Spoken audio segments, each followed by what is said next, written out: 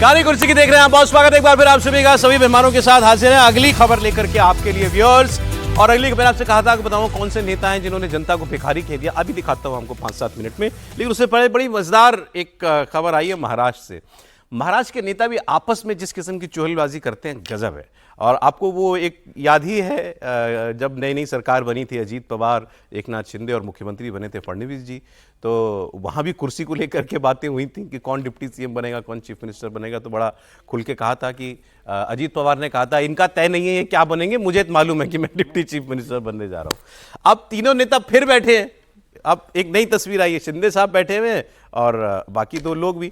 अब यहाँ जो हैं शिंदे साहब ये कह रहे हैं कि भाई मेरी और इनकी तो कुर्सी अदला बदली हो गई, फडणवीस साहब की। इनकी कुर्सी पक्की है, परमानेंट है, अजीत पवार की इनकी कुर्सी नहीं जाती है, डिप्टी सीएम के डिप्टी सीएम रहते हैं। तो यहाँ भी हिसाब बराबर कर लिया अजीत पवार ने। बोले आप नहीं बन पाए सीएम तो मैं क्या करूं। सुनिए जरा। ब्रेकिंग न्यूज वगैरे हे सगळं आपण करतो, पण तुम्ही ब्रेकिंग न्यूज किती दिले तरी आमच्यामध्ये काय ब्रेक होणार नाही, त्यामुळे तेही होणार नाही. आणि कोल्ड वॉर कुठलं काय, कुठं आहे का काय? उन्हाळ्यामध्ये कुठं कोल्ड वॉर असतं, इथे सगळं थंडा कुसकुस आहे. आमच्या दोघांच्या खुर्च्यांची बदलाबदल झाली. अजितदादांची मात्र फिक्स आहे. दादाचं बरं कशी आहे? तुम्हाला फिक्स ठेवता आले नाही त्याला मी काय करू. पण ठीक आहे, आमची रोटेटिंग चेअर आहे. अंडरस्टँडिंग एक बार फिर इसको सुनाना चाहिए, बहुत मजेदार। एक बार फिर सुना दीजिए। खुर्च्यांची बदलाबदल, आमच्या दोघांच्या खुर्च्यांची बदलाबदल झाली. अजितदादांची मात्र फिक्स आहे. दादाचं बरं कशी आहे? तुम्हाला फिक्स ठेवता आले नाही त्याला मी काय करू. पण ठीक आहे, आमची रोटेटिंग चेअर आहे. अंडरस्टँडिंग दुखती रग पे हंसते हंसते हाथ रख दिया एकनाथ शिंदे की अजीत पवार ने। समीर जी, देखिए महाराष्ट्र में विपक्ष को लग रहा था कि जब ये तीनों मिलेंगे और जिस तरह का माहौल चल रहा है तो उनको फिर से जेलेस्की और ट्रम्प जैसा कोई माहौल देखने को मिलेगा माइक के ऊपर कि भाई एकनाथ शिंदे कुछ बोल रहा है, फिर देवेंद्र फडणवीस जी कुछ कह रहे हैं वहाँ पे और मीडिया उसके चटकारे लेगा। देखिए एक परिपक्व राजनेता है, तीनों लंबे समय से राजनीति करते रहे हैं, तीनों जानते हैं कि भाई मीडिया के सामने कैसी ऐसी मजाक करना है, कैसे व्यंग करना है, कैसे ताने मारना है, और हाजिर जवाब नेता है तीनों। देवेंद्र फडणवीस भी बहुत हाजिर जवाब है, अजीत पवार भी और एकनाथ शिंदे भी अब मजे में। शुरुआत एकनाथ शिंदे ने की, कहा हमारी कुर्सी बदल गई, मेरी और फडणवीस की, इनकी कुर्सी पक्की है अजीत दादा की। तो उन्होंने कहा आप अपनी कुर्सी फिक्स नहीं कर पाए तो मैं क्या करूं। तो वो भी हाजिर जवाब है। मतलब पहली बार जब हुआ था कि जब उनको मुख्यमंत्री बनने की स्थिति आई थी तब भी उन्होंने इस तरह का जिक्र किया था। तो लगातार ये चलते रहता है महाराष्ट्र में। और सिर्फ ऐसा नहीं कि पत्रकार वार्ता के सामने, जब सदन चलता है, अब तो बजट सत्र शुरू हो रहा है महाराष्ट्र सरकार का, तो जब बजट चलता है तो तब भी इस तरीके से हास्य परिहास व्यंग एक दूसरे के ऊपर होता है। महाराष्ट्र की राजनीति में बहुत अच्छे से होता है, हालांकि चूंकि वो मराठी में होता है तो कई बार नेशनल मीडिया में इतना नहीं पाता चर्चा में, लेकिन बड़ा हास्य परिहास आपस में होता है और मुझे लग रहा है ये होना चाहिए। बहुत अच्छी बात है। अच्छा, उसके बाद शिंदे साहब ने भी जवाब दे दिया कि हमारी अंडरस्टैंडिंग से बनती है, हमारी रोटेटिंग कुर्सी है मेरी और फडणवीस जी की। ह्यूमर के साथ आप चलेंगे ना तो बहुत सारी कड़वाहट वैसे भी हो जाती है। अब ये सब तो सच है कि भाई उनकी कुर्सी बदली, उनकी कुर्सी और इनके बीच में खींचतान चलती है। देखिए ये तो मानव व्यवहार में भी है कि ह्यूमन बिहेवियर में भी इस तरह का है, लेकिन यदि आप हास परियाद के साथ, तंज के साथ, थोड़ा सा सॉफ्ट होकर, थोड़ा सा लाफ्टर के साथ ये कर लेते हैं तो बेहतर होता है। ये दिल्ली विधानसभा वालों को भी भेज दीजिए थोड़ा सा क्लिप। ये सही कहा। और इसमें मुझे दिल्ली वालों को ये देखना चाहिए। एक बात में याद आई मुझे अभी दिल्ली विधानसभा को देखकर कि राजस्थान विधानसभा में भैरव सिंह शेखावत चीफ मिनिस्टर हुआ करते थे। बहुत अच्छा है, वो सब विधानसभाओं के लिए काम में आता है। तो वहां उन्होंने एक परंपरा शुरू की कि विधानसभा के भाषण में हर दिन जो सबसे अच्छा भाषण देगा वो लड्डू खिलाएगा। अच्छा। अब 200 लोगों की विधानसभा, हर दिन वहां पर 20 किलो लड्डू आते थे। और कौन होता था विधानसभा का स्पीकर, कौन बेस्ट होगा वो तय करेगा, वो विधानसभा अध्यक्ष तय करेंगे, हरिशंकर भावड़ा होते थे। और नॉर्मली कौन होता था, विपक्ष का ही नेता होता था, क्योंकि भाषण तो ज्यादातर विपक्ष के जो सदस्य वो देंगे, लेकिन उससे बहुत अच्छा माहौल बनता था। और शाम को विधानसभा सदन में चीफ मिनिस्टर के साथ सारे लोग लड्डू खा रहे अच्छा, ये बात तो हंसी मजाक की होगी, लेकिन थोड़ा सा इसकी सर सीरियसनेस, अभी जो बात मजाक में कह दी शिंदे जी ने, ये हमारी अपनी अंडरस्टैंडिंग से बदली है कुर्सी मेरी और देवेंद्र फडणवीस। इतनी अंडरस्टैंडिंग भी नहीं थी, हम जानते हैं। नहीं, इसके पॉलिटिकल कनोटेशंस हैं। हाँ। ये जो बैठे हैं ना, दरअसल पिछले दिनों शिंदे जी के जो तेवर थे ना, तो उन तेवरों के बाद भारतीय जनता पार्टी के शीर्ष नेतृत्व में उसको लेके ये हुआ कि भाई ये मैसेज ठीक नहीं जा रहा है, एक असहजता थी और मैसेज ठीक नहीं जा रहा।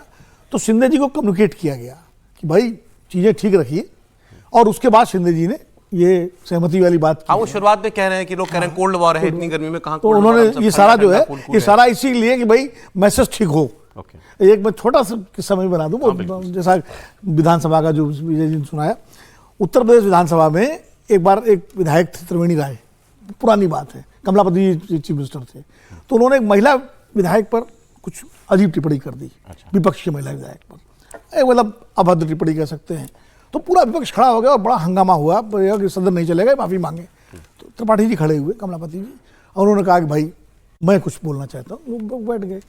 उन्होंने कहा देखिए, जो हमारे साथी विधायक ने कहा है, मैं उसके लिए खेद व्यक्त करता हूँ, मैं सरकार का मुख्यमंत्री हूँ, लेकिन आप लोग समझना चाहिए ये त्रिवेणी है और त्रिवेणी में सरस्वती लुप्त है। तो अब त्रिवेणी में सरस्वती लुप्त है, अब समझ लीजिए सरस्वती का मतलब क्या है। ठीक है। अब पूरा सदन ठाकों से गूंज उठा और बात खत्म हो गई। तो बड़े नेता कई बार इस तरह की चीजें करते रहे। एक बार आपको जरा बिहार विधानसभा की तस्वीर में दिखा देता हूं। वहां बजट पेश होना था आज, और सम्राट चौधरी अंदर बोल रहे हैं, मुझे ऐसा बताया जा रहा है, और बाहर विपक्ष जो है प्रोटेस्ट भी कर रहा था। ये आपने देखा, वित्त मंत्री है ना, उप मुख्यमंत्री बोल रहे हैं, वित्त मंत्री भी है वो, वित्त मंत्री भी। विशेष आभार करते हैं। पिछले वर्ष के केंद्रीय बजट में भी देश के विकास के लिए सर्वोदय की जो अवधारणा प्रस्तुत की गई, उसमें बिहार के विकास के लिए कई प्रावधान किए गए। केंद्र और राज्य की डबल इंजन की सरकार के समेकित सहयोग से बिहार समग्र विकास और तेज गति से आगे बढ़ेगा, ऐसा हमारा पूर्ण विश्वास है। महोदय, आदरणीय नीतीश कुमार जी के नेतृत्व में हमारी सरकार ने आने से पहले 2004-5 में जहां बजट 23,885 करोड़ रुपया था, वो इस साल 2025 में बढ़कर 3,17,000 करोड़ का हो चुका है। उस बजट में कोई अहम घोषणाएं होती हैं तो हम आपको बताएंगे। नीतीश जी भी बैठे हुए हैं। नीतीश जी आजकल जब भी बोलते हैं तो चर्चा होती है उस पर, देखते हैं वो क्या कहते हैं आज। लेकिन हम लोग बात कर रहे थे अभी महाराष्ट्र में जो हुआ, और विनोद जी ने कहा कि मामला वाकई गर्म हो गया था तीनों के बीच में, खासकर शिंदे जी और देवेंद्र फडणवीस के बीच में। इसलिए ये सारी हंसी मजाक जो है इतना मतलब नॉर्मल और ऑर्गेनिक नहीं है जितना लग रहा है। ये करवाया गया है ये सर। ठीक, हर्षवर्धन जी। नहीं, देखिए, केजरीवाल जी यहाँ की राजनीति में कहते रहे कि सब मिले हुए हैं जी, लेकिन उसका बड़ा उदाहरण महाराष्ट्र है। इतने मिले हुए रहते हैं कि शरद पवार शिंदे जी का सम्मान कर देते हैं, उधर कोई नाराज हो जाता है। इतने मिले हुए रहते हैं कि प्रधानमंत्री मुख्य अतिथि कार्यक्रम में होना अलग बात है, लेकिन जिस तरह से उनको हाथ पकड़ के लेके जाते हैं, कुर्सी खींचते हैं, तो हास्य विनोद के साथ, चाहे सदन के भीतर हो या सदन के बाहर, आपके साथी राजनेता के लिए आपके व्यवहार की गंभीरता क्या है, मर्यादा क्या है, उसका भी एक प्रमाण है। ये जो तीनों नेता हैं, इन तीनों को अपनी अपनी स्थिति पता है। अजीत पवार जहां खड़े हैं, बहुत घुटे हुए नेता हैं। एक समय में अजीत पवार से तो सबसे ज्यादा किसको लड़ना था? हाँ, घुटे हुए नेता कौन से होते हैं? घुटे हुए मतलब जो घाट घाट का पानी पिया है, जिसको हर तरह के द्वंद ऊपर नीचे सब झेला हुआ है, अच्छा बुरा सब देखा हुआ है। सबसे ज्यादा देवेंद्र फडणवीस ही थे। आज सोचिए, उनके बगल में बैठ के हंस रहे हैं, जो चक्की पीसिंग वाले थे। यही एकनाथ शिंदे थे, जो एक समय बस लगवा रहे थे शरद पवार का, वो आंकड़ा दिखाने के लिए होटल में वो नंबर गिना जा रहा था कितने लोग हैं सुबह सुबह, तब अजीत पवार गए थे। इनके लोग कहते थे उल्टी आती है, तो इसी बगल में बैठने पर आती। तो इसीलिए मैं कह रहा हूं कि महाराष्ट्र की राजनीति को यूं भी देख सकते हैं, लेकिन इस तिकड़ी को, जिसको हम कहते हैं ना, क्योंकि बॉम्बे से अब धीरे धीरे ऑटो खत्म होता जा रहा है, लेकिन उसके बावजूद ये ऑटो चल रहा है, बड़ी बात है। पहले था सिर्फ जो टाउन था वहां नहीं होता था, उसके बाद सबर्ब में गया, अब उससे भी आगे जा रहा है। लेकिन फिर भी अगर एक सरकार इस तरह से 2.5 साल चली और फिर 5 साल के लिए फिर चलने जा रही, तो ये कोई सामान्य घटनाक्रम नहीं है। मेरा यह मानना है कि हास्य विनोद के साथ एक दूसरे की स्थिति को जानना और उसको सम्मान करना, यह भी इसमें छिपा हुआ है। अच्छा, वहां पर लेकिन तड़का लगाने वाले एक और व्यक्ति भी हैं संजय राउत, अब वो रोज कुछ ना कुछ कहते हैं। अब आज उन्होंने बड़ी मजेदार बात कही। पहले उन्होंने वो सामना में इस बात को लिखा, उनका जो अखबार है शिवसेना यूबीटी का मुखपत्र, उसमें लिखा, और उसके बाद उन्होंने स्टेटमेंट भी दिया। उन्होंने कहा शिंदे साहब को कह दिया गया है बीजेपी के द्वारा कि पार्टी मिला लो हमारे यहाँ, मतलब मर्जर करा लो, अब आप हो गया, अब अलग चलने की जरूरत नहीं, हमारे साथ तो आ जाओ, पूरे ही साथ में आ जाओ। तो ये बात वो कह रहे हैं, इसमें कितनी सच्चाई हम लोग बात करते हैं, आप बयान सुनिए। सुबह 4 बजे एक अतृप्त आत्मा महाराष्ट्र के राजनीति का उनके हाईकमांड को मिलता है दिल्ली में 4 बजे पुणे में। वो क्यों मिलता है? सबसे पहले मुख्यमंत्री देवेंद्र फडणवीस के बारे में उनकी कुछ शिकायतें कि कैसे मुझे दबाया जा रहा है, कैसे मेरे लोगों को तंग किया जा रहा है, कैसे मेरे लोगों की जांच की जा रही है। और आपने मुझे कहा था कि मुझे मुख्यमंत्री बनाएंगे, चुनाव के बाद भी आपने मुख्यमंत्री बनाया नहीं, तो अमित शाह जी उनको जरूर कहेंगे कि भाई अभी हमारे 125 से ज़्यादा एमएलए तो आपको कैसे बनाएंगे। अगर आपको मुख्यमंत्री बनने का आपका क्लेम करना है, अब बाहर की कोई पार्टी का मुख्यमंत्री नहीं बनेगा, इतना हमारे पास बहुमत है। तो आपको पार्टी में मर्ज होना, आपकी जो पार्टी है वो मर्ज करो हमारे में, तो आपका क्लेम रहेगा। ये एक डायलॉग बाहर आया है। संजय राउत जी ने संजय दृष्टि से वो जो बैठक हुई भोर में सुबह 4 बजे उसने बताया बीजेपी का एक बड़ा नेता और यहाँ एक अतृप्त आत्मा, दोनों की बैठक हुई। हाँ, वो ऐसे ही सुना रहे हैं, दोनों मिले और यहाँ से ये कहा गया और वहां से वो कहा गया, और कहा गया तुम्हें सीएम बनना है तो अब पार्टी में ही आ जाओ समीर जी। और तो लोकेशन भी बताई, पुणे में मीटिंग हुई। किस किस की मीटिंग हुई थी ऐसी कोई बैठक? नहीं, अब संजय राउत ने ऐसा कहा है कि अमित शाह और एकनाथ शिंदे की बैठक हुई, तो एकनाथ शिंदे से पूछा गया कि सुबह 4 बजे आपकी बैठक हुई है, तो एकनाथ शिंदे ने कहा कि सुबह 8 बजे में जब उठा सो के, तो मुझे मालूम पड़ा कि मेरी 4 बजे सुबह बैठक हो गई अमित शाह जी के साथ, तो उठ के मुझे खबर लगी इस बात की। तो ये तो संजय राउत ही बता पाएंगे भोपू कि वो कब हुई थी मीटिंग। मुझे लग रहा है ये दरअसल जो जिस तरीके से लगातार चर्चा आ रही थी कि एकनाथ शिंदे के विधायकों और सांसदों की सिक्योरिटी कम कर दी गई, उनकी कई मंत्रियों को जिस तरीके से कंट्रोल कर दिया गया है, सेक्रेटरी को लेकर, उनके तमाम जो मुख्यमंत्री रहते एकनाथ शिंदे ने जो कई घोषणाएं की थी, जो 1200 बसें ली थी, उसकी जांच देवेंद्र फडणवीस ने कहा जो रेंट पे लेने की घोषणा किया था, उसकी जांच करने की घोषणा कर दी गई है और जांच जारी है। मैं सर इसकी बस सीधे से पूछ रहा हूँ, ये जो मर्जर वाली बात उन्होंने कही है, कभी कोई चर्चा हुई है इसकी? नहीं, कभी चर्चा नहीं हुई ना। भारतीय जनता पार्टी ने ऐसा प्रस्ताव दिया होगा ना एकनाथ शिंदे इस प्रस्ताव को स्वीकार करेंगे। ये संभव ही नहीं है कि अब स्टेज पर आके, भाई अगर 8-10 विधायक आते तो कहा जाता कि आप मर्ज हो जाओ। आज एकनाथ शिंदे खुद इस ताकत में आ चुके हैं, इतने बड़े 45-50 विधायक है, 52 विधायक, 52 उसके पास विधायक है, 8 उनके पास सांसद है, और वो अभी विधानसभा अपने बीएमसी और टीएमसी और कॉर्पोरेशन की तैयारी कर रहे हैं। ऐसे समय वो क्यों जाएंगे? और जानते हैं कि वो जिस दिन इस तरह की संकेत भी महाराष्ट्र की जनता को मिलेंगे कि एकनाथ शिंदे बीजेपी के साथ मर्ज हो सकते हैं, तो पूरा उनका जो वोट बैंक है, जो मराठी वोट बैंक उनके साथ जुड़ा हुआ है, या बाला साहेब ठाकरे का, पूरा उद्धव ठाकरे चिल्ला के कहेंगे देखो खा गए बीजेपी, खा गए। शिवसैनिक जो होते हैं वो लड़ना ही चाहते हैं, वो चाहते हैं भाजपा के साथ। संजय राउत ने ये सोचा इसीलिए छोड़ा हो कि कंफ्यूजन फैले लोगों में। और नहीं, कोई कंफ्यूजन की बात ही नहीं है। 52 विधायकों वाली पार्टी के किसी हमारे आप लिए नहीं है विजय जी, हमारे आप लिए नहीं। लेकिन जो अगर संजय राउत जो उद्धव ठाकरे के, लेकिन उद्धव ठाकरे के जो लोग हैं वो उनके साथ आ जाए। कोइंसिडेंटली ये इस किस्म की बीजेपी दूसरी पार्टी को मिलाने के फेर में है, ये चर्चाएं बिहार से शुरू हुई थी अभी हाल फिलहाल में। अच्छा, उसमें कि नीतीश जी की पार्टी का किसी तरह मर्जर हो जाए पार्टी, मैंने बड़ा लंबा लेख पढ़ा कल परसों, उसमें यह था कि चिराग पासवान और नीतीश जी दोनों को समाहित कर लेना चाहती है भाजपा। आज तक का कोई एक उदाहरण है जनसंघ से लेकर भाजपा से आज तक का, यानी श्यामा प्रसाद मुखर्जी से लेकर नरेंद्र मोदी तक, एक उदाहरण है भाजपा ने ऐसे किसी को विलय करा लिया हो। राजनीति में विलय कराना तो कोई खेल ही नहीं होता है। राजनीति में तो एक सहयोगी है, उसके जरिए सत्ता समीकरण साधना खेल होता है। और संजय राउत बने रहेंगे तभी तो शिवसेना नहीं रहेगी। अगर वो मर्ज हो जाएंगे तब तो शिवसेना के लिए पूरी जमीन खड़ी हो जाएगी। तो संजय राउत जो कह रहे हैं वो संजय राउत का अपना दूसरा वाला द्वंद्व है। अब ठीक है कि अभी 28 तक कोई दिक्कत नहीं, 22 में राज्यसभा सांसद बने थे तो वो चलेगी, लेकिन संजय राउत तो दोपहर का सामना में क्या क्या लिख देते हैं, वो मतलब अकल्पनीय चीजें लिखते हैं। तो वो तो ना तो कांग्रेस को छोड़ते हैं ना किसी को छोड़ते हैं, तो क्या क्या कहते हैं, तो उनकी बात थोड़ा सा मैं फिर बिहार को बीच में ला रहा हूं भाई। ये चर्चाएं तो बिल्कुल मतलब मैं ये नहीं कहता कि बिना कदमों की चर्चाएं हैं कि भाई चिराग पासवान की पार्टी कभी मिल जाए, ऐसी बातें नहीं हुई, बातें तो हुई हैं। देखिए, बिहार में एक वर्ग है भारतीय जनता पार्टी के ही कार्यकर्ताओं का जो चाहता है कि अब नीतीश जी का चूंकि पारी बिल्कुल किनारे है और उनके स्वास्थ्य और उम्र को देखते हुए तो जनता दल यू को खींच लिया जाए अपने साथ। चिराग पासवान एक अच्छे नेता हैं लेकिन वो पैन बिहार उनका कोई जनाधार नहीं है उस तरह से कि वो, तो अगर वो आ जाए साथ में तो फिर पूरा कंप्लीट हो जाएगा साइकिल बिहार का। जो डिपेंडेंसी है भारतीय जनता पार्टी की नीतीश पर और चिराग पर वो खत्म हो जाएगी। एक वर्ग नेताओं का है इस तरह का, लेकिन अब नीतीश कुमार के पार्टी के लोग और चिराग पासवान इसके लिए तैयार होंगे कि नहीं होंगे ये महत्वपूर्ण है। ठीक है सर, ठीक। अब मैं आपको वो बयान सुनाता हूं जिसका मैंने आपसे जिक्र किया था कि जनता भीख मांगने पर उतारू हो गई है। जनता भीख मांग रही है नेताओं से। मध्य प्रदेश में ये बात कही गई है। प्रहलाद पटेल बहुत वरिष्ठ नेता हैं, बहुत गंभीर नेता हैं, लेकिन उन्होंने ऐसी बात क्यों कही, सुनिए आप पूरी बात।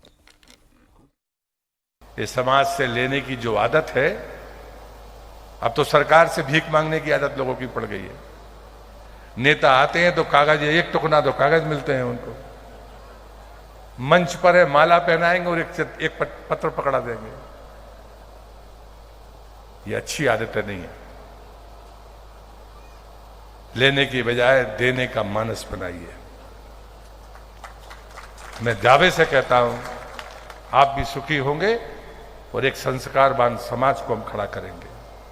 ये भिखारियों की फौज इकट्ठा करना, ये समाज को मजबूत करना नहीं है, ये समाज को कमजोर करना है। हम मुफ्त की चीजों के प्रति जितना आकर्षण रखते हैं, ये वीरांगनाओं का सम्मान नहीं है। किसी शहीद का सम्मान तब है जब हम उसके चरित्र के साथ जीने की कोशिश करें। 3 बातें कही उन्होंने कि जनता सरकार से भीख मांगने लगी है। फिर उन्होंने कहा भिखारियों की फौज इकट्ठा करके कोई फायदा नहीं होगा। फिर तीसरा उन्होंने कहा मुफ्त की चीजों के प्रति आकर्षण को छोड़ना पड़ेगा। तो मुझे लगता है उनको सफाई देनी चाहिए कि ये मुफ्त की आदत कौन लगा रहा है। और मध्य प्रदेश वो राज्य है जहां से पहल हुई है इन चीजों की। जिस सरकार में प्रहलाद पटेल जी मंत्री बने हैं, ये सरकार आई ही है मुफ्त की योजनाओं का घोषणा करके। इस सरकार इस चुनाव में बीजेपी ने सबसे पहले ये महिलाओं को सीधा पैसा ट्रांसफर करने वाला एक्सपेरिमेंट किया था। प्रहलाद जी को ये बात याद होनी चाहिए। और वो जनता को कह रहे हैं कि हम आते हैं तो एक टोकरा भर के हमको कागज पकड़ा देते। नेता हैं किस लिए? जनता अपनी अगर कोई मांग आपसे करती है, कोई आपसे काम करवाना चाहती है, तो इसीलिए तो आप हैं। आप हैं ही क्यों? वरना नेता होता क्या है? समाज का प्रतिनिधि, जिसको सत्ता में पावर में बैठाया अपना काम करने के लिए लोगों ने। और जो लोग उनके पास अर्जी लगा रहे हैं उनको भिखारी कह रहे हैं प्रहलाद जी। मैंने तो कभी किसी सीनियर वरिष्ठ नेता से ऐसी कभी कोई बात सुनी नहीं। इन प्राइवेट भी नहीं बोलते नेता ऐसा जो वो मंच पर बोल रहे हैं। अब उन्होंने क्यों बोला मुझे नहीं लगता दबाव इस बात का बनेगा कि वो उस पर सफाई दें। विनोद जी, क्या वजह हो सकती है? देखिए, जो उन्होंने बयान है उसका संदर्भ है, वो किसी समारोह में है, कार्यक्रम में है, और उन्होंने जो आपने पूरा बयान बता दिया। तो शुरुआत तो उन्होंने की कि जो नेताओं के पास लोग काम लेके जाते हैं, अब काम क्या होते हैं? कोई कहेगा हमारे इलाके में सड़क नहीं, सड़क बनवा दीजिए। कोई कहेगा हमारे बच्चे की नौकरी लगवा दीजिए। कोई कहेगा हमारे जो है वहाँ अस्पताल में जो है खुलवा दीजिए। यही सब काम होते हैं लोगों के। कोई लाइसेंस मांगेगा आगे बंदूक का, कोई कुछ, यही पब्लिक। और ये वो लोग जाते हैं जिनकी अफसर सुनते नहीं हैं, क्योंकि नौकरशाही पर लगाम राजनीति लगाती है और राजनीति का सीधा ताल्लुक आम जन से होता है। तो ये अगर प्रहलाद भाई कह रहे हैं कि लोग उनके पास ना आए अपने काम लेके, तो मुझे लगता है तो फिर राजनीति में रहने का मतलब ही नहीं है उनका। अगर वो फ्रीबीज वाली बात, जैसे जो आगे उन्होंने कहा कि मुफ्त की आदत डालना, वो वहां तक तो मैं सहमत हूं इस बात को लेके कि भाई मुफ्त की आदत डालना जो है गलत है। लेकिन यही लोग तो डाल रहे हैं आदत। कौन डाल रहा है? वही बात मैं कह रहा हूं कि, लेकिन ये फिर दोहरी बात हो गई। उनको इस बात को देखना चाहिए। वो कहें कि हमारी सरकार जो तमाम रेवड़ियां बांट रही है बंद करते हैं, वहां से बंद करते हैं या गलत है, और मुख्यमंत्री से मांग करें कि बंद की जाए, तब तो उसका मतलब ये दूसरा बयान भी आपत्तिजनक है। टोकरा लेकर हमारे पास कागज ये तो बहुत, आप लोग किस लिए भाई? नहीं, ये तो बहुत आपत्तिजनक है। देखिए, गरीब आदमी अपना कहीं चप्पल घिसके नहीं उसका काम होता तो आता है। और लोगों को भिखारी कहना जो है वो मतलब, पहली बात तो ये है कि जनता लेने के लिए नहीं, सिर्फ देने के लिए बनी हुई है, या कहें कि अभिशप्त है। अगर वो देती नहीं तो नेता, विधायक, सांसद, मंत्री, मुख्यमंत्री और प्रधानमंत्री तक नहीं बन पाते। लोकतंत्र में देने की हैसियत सिर्फ और सिर्फ जनता की होती है, नंबर 1। नंबर 2 ये कि प्रहलाद जी अगर कह रहे हैं वहां रानी अवंतीबाई लोधी की प्रतिमा के अनावरण में थे और लोध समाज को लेकर कोई उनमें भावना जगाने की बात कर रहे हैं, तो उनके कहने के तरीके में यह कतई नहीं हो सकता कि ये भिखारी की तरह चले आते। जनता तो जाती ही इसीलिए, अपने घर का काम लेकर कितने लोग जाते हैं, अपने घर का काम लेकर वो जाता है जो आपसे सीधे तौर पर जुड़ा हुआ है, वरना उसके अलावा जो जाता है वो उसी समाज का काम लेकर जाता है जिस समाज के काम के लिए लोकतंत्र बना हुआ है। और मेरा यह मानना है कि इस तरह के बयान हो सकता है कि थोड़ी देर के लिए, और आपने जो एक बात कही मैं फिर से दोहरा रहा हूं, बिल्कुल प्रहलाद पटेल जी को इस पर स्पष्टीकरण देना चाहिए, साफ साफ बताना चाहिए कि इनका कहने का मतलब क्या है, और जनता को भिखारी करना बिल्कुल। विजय जी और आपका, विजय जी मतलब इसमें कमेंट जैसी कोई बात ही नहीं है। प्रहलाद जी को मैं बहुत सीरियस लीडर हैं, बड़े पुराने नेता हैं भारतीय जनता पार्टी के। जमीन से जुड़े हो सकता है कि उनको थोड़ा सा मन में दुविधा चल रही है, मुख्यमंत्री बनाया नहीं आपने और रोज कागजों के ढेर वहां पर पहुंचा देते लेकिन फिर भी ये बहुत ही आपत्तिजनक मैं मानता हूं कि जनता को आप भिखारी कहें, और जनता तो जाती इसलिए है और आपका काम ही है, इसलिए आप बनाए गए हैं, ये सब काम करें। और फ्री बीज पर तो उनको पहला ये कहना चाहिए कि मुख्यमंत्री जी को जाकर कहें कि जो फ्री बीज की योजनाएं हैं वो बंद कर दे सरकार। बिल्कुल ठीक है। अभी कोई लैपटॉप या साइकिल बांट रहे थे मुख्यमंत्री जी कुछ दिनों पहले, दिल्ली की भी चर्चा जो हम लोग कर रहे थे उसमें भी मैं फिर से वही बात कर रहा हूँ, प्रधानमंत्री जी ने जो कहा ये दिल्ली सरकार की जिम्मेदारी है ना कि प्रधानमंत्री जी के प्रहलाद पटेल अपने भाई जो उनके भाई है जालिम सिंह पटेल जो विधायक रहे उनके भूमिका में आ गए। जब प्रहलाद पटेल सांसद रहते थे दमोह से, उनके भाई विधायक रहते थे जालिम सिंह पटेल, तब वो इस तरह की भाषा का प्रयोग करते थे कि रोज सुबह मेरे घर पे भिखारी आ जाते हैं काम लेकर। तो उस बार उनके बाद शिवराज सिंह चौहान एक बार उनको भी डांटा था। तो अब भाई विधायक नहीं है, प्रहलाद जी विधायक बन गए तो भाई की आत्मा आ गई है और भाई की भाषा बोल रहे हैं मंत्री बनकर। तो मुझे लग रहा है कि घर के अंदर जनता जिस दिन जाना बंद कर देगी ढूंढते फिरेंगे दरवाजे भाई का व्यवहार रहा है जालिम पटेल तो इसके लिए जाने गए। पटेल उन नेताओं में है जो अलग अलग संसदीय क्षेत्रों से जीते हैं, बहुत प्रभाव है। ब्रेक का वक्त हो गया है, अब इस पर प्रहलाद जी की सफाई आनी ही चाहिए कि ऐसा उन्होंने क्यों कहा।